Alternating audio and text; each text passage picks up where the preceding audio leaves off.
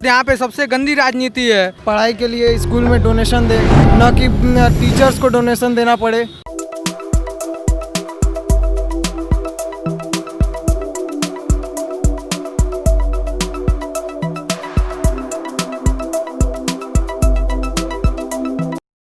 क्या युवा होने के नाते इस बार किसको वोट देना है? भैया मैं तो किसी को नहीं वोट देने वाला हूँ। यहाँ पे सबसे गंदी राजनीति है, विकास के नाम पे कुछ नहीं है। जब भी चुनाव आता है लोग दरवाजे आते हैं, झुकते हैं, कहते हैं विकास के नाम पे ये कर दूंगा वो कर दूंगा। चुनाव जीतने के बाद कहीं कुछ नहीं है, 0%। आप फिर पब्लिक के बीच में दिखाई नहीं देते हो। आम जनता आपको खोजती रह जाती है, आपके दरवाजे तक जाती है। अगर अपना किसी चीज़ ज़रूरत को लेके या फिर कोई बात ही होता है या फिर अपने मोहल्ले का कोई कंप्लेन होता है, कुछ भी लेकर आपके पास जाए तो आप सीधे हाथ उठा लेते हो या फिर दिखाई नहीं देते हो। या फिर आपके कार्यकर्ता हैं इधर उधर जुझारू बन के जो भी घूम रहे हैं वो यहाँ तक वो होते हैं, आपकी डील करते हैं। क्या मतलब है आपका? मतलब बीच में दलाल आ जाते हैं नेताजी। अरे बहुत दलाल है, दलाल पूरा दलाल से ही भरा हुआ है। और मैं तो कहता हूँ राजनीति एक दलाल हो गई है। अरे बदलेगी कहाँ से, जब चुट्टे ही भरे हुए हैं पूरे। जब मैं कह रहा हूँ समाज में चुट्टे ही भरे पड़े हैं, जिनको चाहिए अपना बस थाली में दिखना चाहिए। लोग खाए या ना खाए, मेरा थाली भरा होना चाहिए। मेरे घर में भरा है, लोग के घर में रहे या ना रहे। अभी तो मुख्यमंत्री योगी हैं आजकल।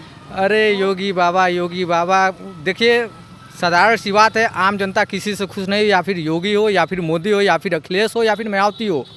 क्योंकि जब तक ये आम जनता की तकलीफ़ों पे ध्यान नहीं देंगे तब तक जनता कभी इन लोगों से खुश। आपके हिसाब से आम जनता की क्या तकलीफ? आम जनता की तमाम तकलीफ है। आम जनता की भैया, आप आम जनता से बहुत कुछ ले रहे हो।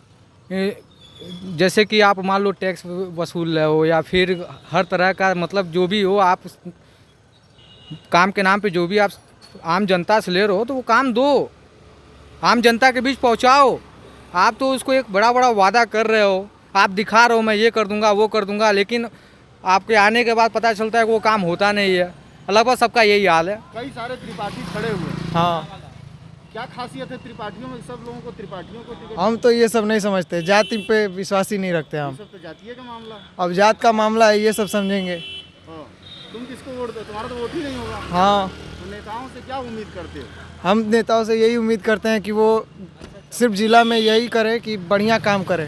क्या बढ़िया काम? जैसे छात्र होने के नाते बढ़िया काम क्या है? बस यही कि पढ़ाई पर बढ़िया ध्यान दे, ना कि इस प्रचार में। पढ़ाई पे यही चाहिए कि लोग पढ़ाई में, जैसे मान लीजिए बच्चों को किताबें उपलब्ध कराएं, बढ़िया पढ़ाई के लिए स्कूल में डोनेशन दे, न कि टीचर्स को डोनेशन देना पड़े। स्कूल की फीस बहुत ज़्यादा है आजकल। स्कूल की फ़ीस ज़्यादा नहीं है, ना कि टीचर पढ़ाने वाले बढ़िया हैं। छोटे बच्चों को पढ़ने के लिए बढ़िया अवसर नहीं है। उत्तर प्रदेश में होने जा रहे 7 विधानसभा के उपचुनाव में देवरिया का चुनाव बहुत दिलचस्प होने जा रहा है। बड़ी बात यह है कि निवर्तमान विधायक जन्मेजय सिंह के निधन के बाद उनके बेटे पिंटू सिंह मैदान में हैं, लेकिन वह भाजपा के टिकट से नहीं हैं। दूसरी तरफ दिलचस्पी यह है कि 4 त्रिपाठी सभी बड़ी पार्टियों ने एक साथ खड़े किए हैं। सवाल ये है कि क्या यहाँ जातिवादी चुनाव हो रहा है? दूसरी बात ये कि वर्तमान विधायक के पुत्र को टिकट क्यों नहीं दिया गया? आइए हम पूछते हैं लोगों से कि वो क्या कहते हैं। देखिए, हमारे स्वर्गीय जन्मेजय चाचा पिता तुल्य और जनसेवक थे। उनके निधन के बाद पार्टी का पूरा आश्वासन था कि टिकट आपका है, आप बेफिक्र हो के मैदान में कैंपेन अपना करिए। वो अपना कैंपेन कर रहे थे, लेकिन अचानक आखिरी वक्त में तीनों पार्टियों ने जब ब्राह्मण कैंडिडेट उतारा तो भाजपा को भी समझ में आया होगा कि ब्राह्मण कैंडिडेट उतारा जाए। यही घात उनके साथ हुआ। पहले हम जन्मेजय चाचा के एहसानों के तले दबे हैं। जो भी लोग लगे हैं उनके एहसानों के तले दबे हैं, उनके कार्य के तले दबे हैं। जो भी उनके दरवाजे पर गया, कभी उन्होंने जात नहीं पूछा, पात नहीं पूछा। मैं मुस्लिम धर्म से बिलोंग करता हूं, कभी नहीं पूछा हमारी जात को, हमारे अपने लोगों को नहीं पूछा, सबकी मदद किया। आज तक इस उम्र में उन्होंने कोई EAPS CA नहीं रखा। इस अवस्था में भी मोबाइल सबका उठाते थे, सबकी बात सुनते थे। चाहे सड़क के ठेले खोमचे वाले हों, गरीब जनता हो, घर घर जाके समस्या सुनते थे। हर गली नुक्कड़ चौराहा। खासियत तो जन्मेजय सिंह की थी ना, बेटे में ये कैसे आ जाएगी खासियत? आनी है भैया, खून तो उसी का है, खून तो उसी का है। राजनीति तंत्र का नाम है या परिवारवाद का नाम? परिवारवाद का नाम तो कतई नहीं मानेंगे, लेकिन असर तो रहेगा। 15 साल विधायक रहे। जिस वक्त जनमेजर चचा हमारे सपा का लहर था, उस समय उन्होंने 7 विधानसभा में अकेले भाजपा का परचम लहराया था। ये उनकी लहर थी, ना कि और लोगों से भी पूछते हैं।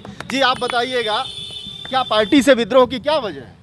पार्टी से विद्रोह की ये वजह है कि पार्टी ने उनको कोई सूचना नहीं दी।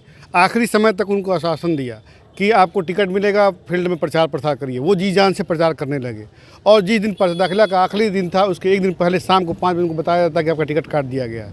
उनके पास कोई चारा ही नहीं बचा, उनको पैदल कर दिया गया था, इसलिए उन्होंने विरोध किया। तो ये कार्यकर्ताओं की संतुष्टि के लिए खड़े हुए? जी, उनके अपने लोग कहाँ जाते, किसके पीछे जाते, जो उनके ऊपर 15 साल से उन पर डिपेंड थे।